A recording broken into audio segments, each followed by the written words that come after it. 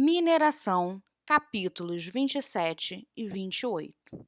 Bom, na aula de hoje nós vamos estudar sobre essa atividade, esse período em que foi descoberto ouro no Brasil. Finalmente achamos alguma coisa que valesse nessa colônia, nessas terras.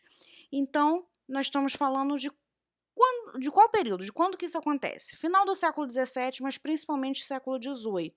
Aonde que acontece? Inicialmente, as primeiras minas elas são achadas em São Paulo, pelos bandeirantes, mas onde vai se encontrar grande quantidade de minas de ouro é na região de Minas Gerais, que inclusive ganha o nome Minas Gerais por conta da quantidade de minas de ouro. Bom, como é que era essa atividade? Como vocês podem olhar nessa imagem, a gente tem a imagem de escravos na beira de um rio e havia três formas principais de você achar ouro. Tinha o ouro de aluvião, que era o ouro que ficava. Eram pequenas pedrinhas que ficavam dentro dos rios. Então você tinha que ir lá com uma peneira, peneirar, separar os cascalhos das pedrinhas de ouro. Tinha as pepitas, que eram pedras maiores, que vocês poderiam encontrar perto dos rios, no chão, que era mais difícil. E tinha as minas, onde você tinha que escavar e retirar as pedras de dentro das rochas. E quem é que fazia todo esse trabalho? Eram os escravos. Não eram os senhores, os donos das minas, os mineradores, não era o governo. Eram os escravos que iam fazer esse trabalho. E como era esse trabalho? Muito difícil. Era um trabalho muito perigoso, corria grandes riscos de vida. Por quê? Se fosse aquela atividade do ouro de aluvião dentro dos rios, não era tão perigoso, embora corria esse risco de vida, porque você ficar o dia inteiro com os pés dentro da água, você pode pegar uma doença, pegar um resfriado, uma pneumonia. E lembrando que naquela época não tinha remédio para isso, então morria-se de uma gripe. Então tinha riscos, mas a atividade dentro da mina era a atividade mais perigosa. Por quê? Naquela época não havia esses estudos como tem hoje, onde geólogos vão estudar e ver como é que está a segurança dentro da mina, prever os riscos de desabamento. Então não tinha nada disso, nenhum tipo de estudo. Então você ia escavando, podia acontecer de um desmoronamento e aí matava quem estava ali dentro. Isso era muito comum de acontecer. Além disso, ao escavar, aquela poeira que sai das rochas também é altamente tóxica e poderia gerar doenças, problemas nos pulmões, que também poderia matar. Então, o trabalho dentro de uma mina era um trabalho muito, muito, muito complicado. Além dos riscos da saúde, era um local escuro, pouco ventilado, então era bastante difícil. Então, como é que funcionou, como é que operou essa atividade? Vamos pensar da seguinte forma: você descobriu uma mina. A mina é sua? Não, não, não. Você tem que ir até a sede do governo e avisar que você achou a mina. Ah, achei a mina em tal lugar. E aí, como você achou, você vai ter direito a uma parte dessa mina. Essa mina vai ser dividida em lotes. E cada lote eram chamados de datas. E aí, uma data seria dada para você, que você iria explorar, e as outras eram do governo, que poderia doar para outras pessoas também explorarem. E aí, com isso, o governo vai começar a criar medidas para administrar, para controlar essa atividade. Então, vai criar a Intendência das Minas, que era um órgão responsável pelo policiamento da área mineradora, pela fiscalização e pela cobrança de impostos. Claro, o governo sempre vai cobrar imposto sobre essa atividade. Além disso, tinha a Casa de Fundição, que era um órgão responsável por derreter e transformar o ouro em barras e receber o quinto. O que vem a ser o quinto? O quinto era um imposto. 20% do ouro extraído tinha que ser mandado para Portugal. Então, 20% ou um quinto do ouro que você explorar, que você achar, você tem que dar para o governo. E aí muita gente, o que fazia? Não pagava, só negava esse imposto ou omitia, né? Dizia que explorava uma certa quantidade de ouro e dizia que tinha achado menos. Também uma outra forma também era de contrabandear esse ouro. Pegava essas pedrinhas, triturava elas, transformava em uma poeirinha, em pozinho, e assim, em pó era mais fácil de esconder esse ouro. Era muito comum também o uso de imagens de santos com fundo falso. Vocês já devem ter ouvido falar na expressão santo do pau oco. Essa expressão vem desse período onde as imagens tinham um fundo falso e ali eu colocava o ouro, e aí você fechava e andava pela rua com a sua imagem, ninguém ia imaginar que tinha ouro ali dentro, só ia achar que você é uma pessoa muito devota. Então, com isso, as pessoas enganavam por muito tempo, conseguiram enganar o governo. Um outro imposto, e aí depois o governo sacou o que estava acontecendo e obrigou que as pessoas derretessem, levassem o ouro até a casa de fundição para derreter e transformar em barras, porque assim fica mais difícil de esconder. Um outro imposto que era muito importante era a derrama, que era a cobrança de impostos atrasados. Então, se você estivesse devendo impostos, o governo ia lá na sua casa e pegava tudo que tivesse ali até chegar ao valor que você está devendo. Então, por exemplo, você está devendo R$ 1.000 ao governo. Ele ia lá na sua casa, pegava tudo que tivesse lá até chegar esse valor de R$ 1.000. E aí você está com a sua dívida paga. Caso você não consiga pagar, você vai preso. Bom, o que muda com esse período da mineração? Há um deslocamento populacional, então quando se sabe da notícia de que tem ouro em Minas Gerais, todo mundo quer ir para Minas Gerais para explorar ouro, para poder encontrar seu ouro. Então muita gente sai das suas regiões e vai para Minas Gerais. Isso estou falando de Brasil, mas em Portugal acontece a mesma coisa. Quando eles sabem que tem ouro aqui, muitos portugueses largam tudo e vêm para cá. Antes ninguém queria vir, agora todo mundo quer vir para cá. Qual é o problema disso? Um bando de gente que vai para a região de Minas Gerais. É muita gente para pouco lugar. Então, vai começar a faltar lugar para as pessoas morarem, vai faltar comida, vai gerar doença, violência. Então, é essa a situação da região de Minas Gerais nesse período.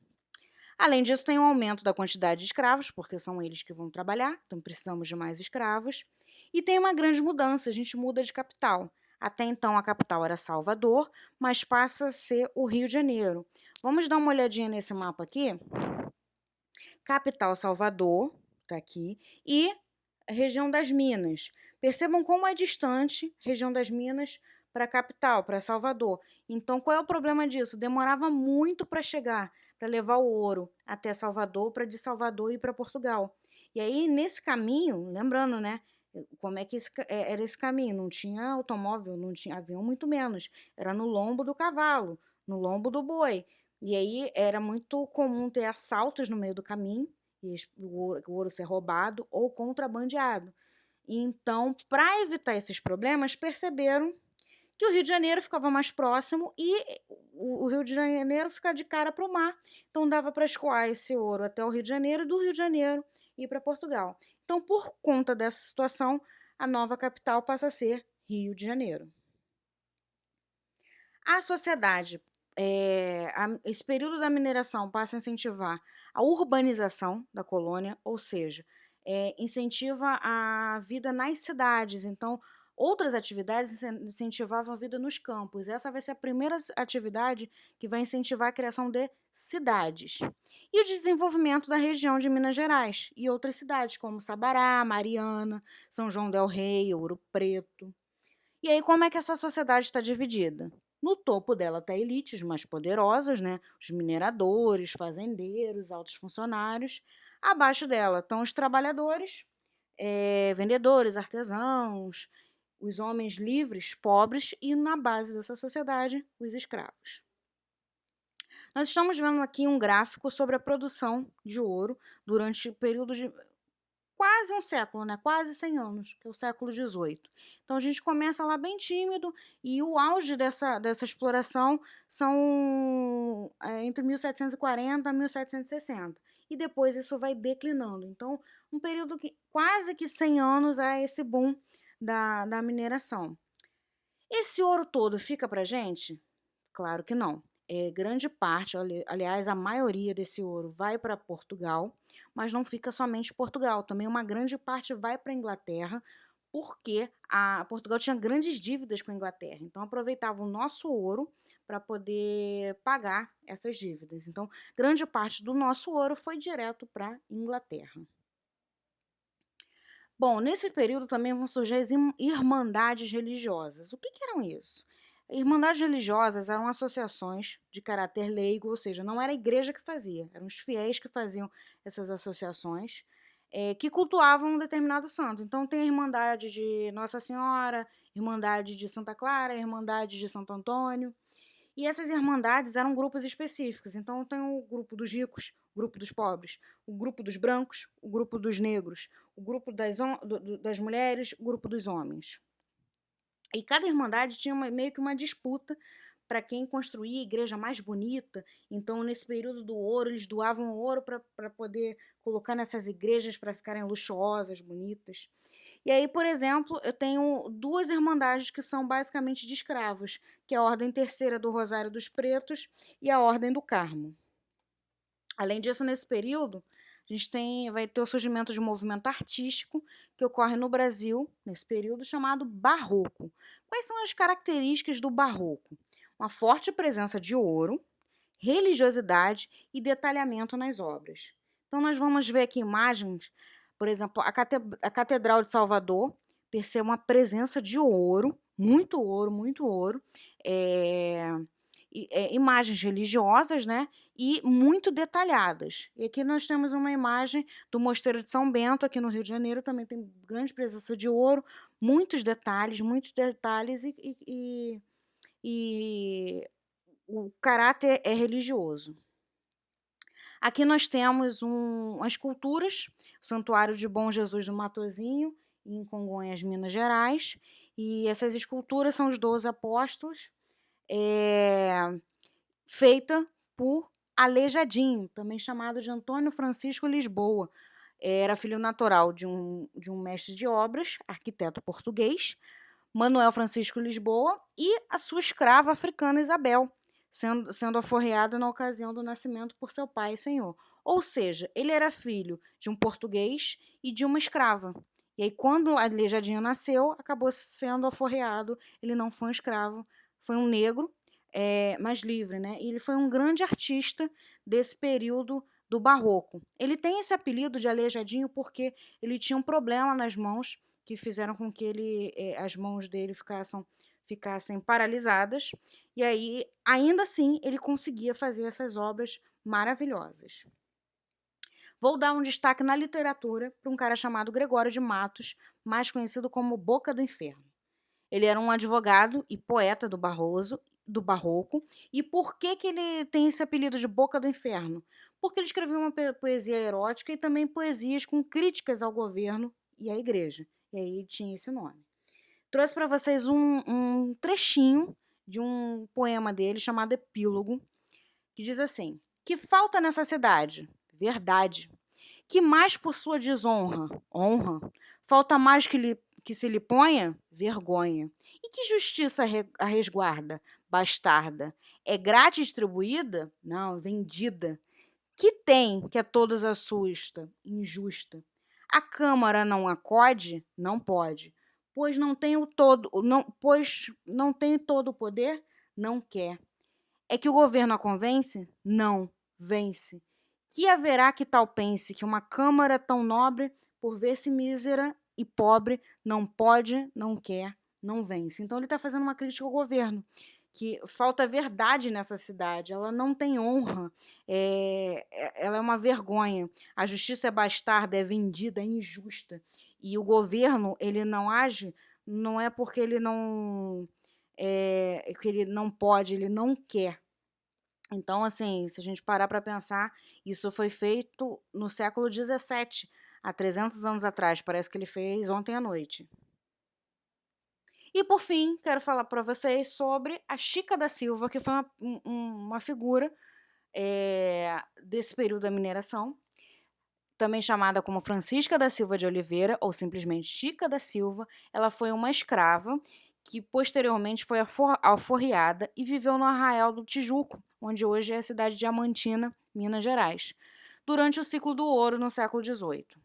Manteve durante mais de 15 anos uma união com um rico contratador dos diamantes, João Fernandes de Oliveira, tendo com ele 13 filhos. Ou seja, ela tinha um caso com um português muito rico. Por que eu falo um caso? Porque ele porque como o governo nunca ia, e a sociedade nunca ia reconhecer um casamento entre um português e uma escrava.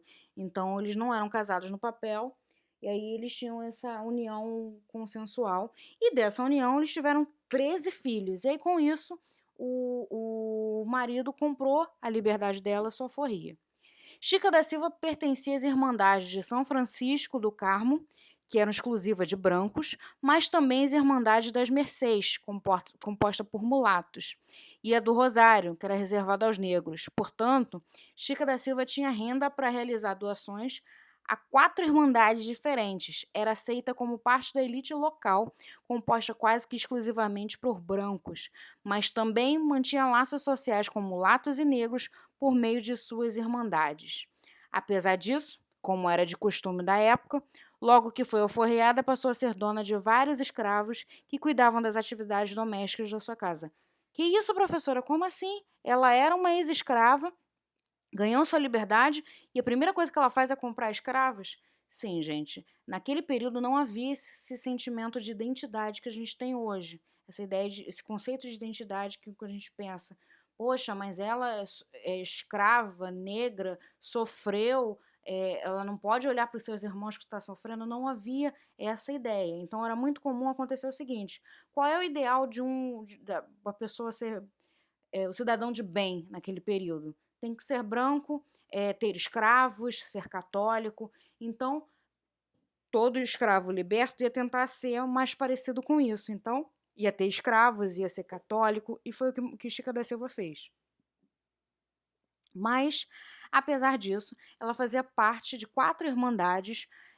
Uma dessas irmandades eram de brancos, então, por ela ter dinheiro, ela acabava tendo que ser aceita nessa irmandade de brancos, mas também fazia parte das irmandades de negros. Então, ela é uma pessoa que vai transitar pelos 2 universos, tanto do branco quanto do negro.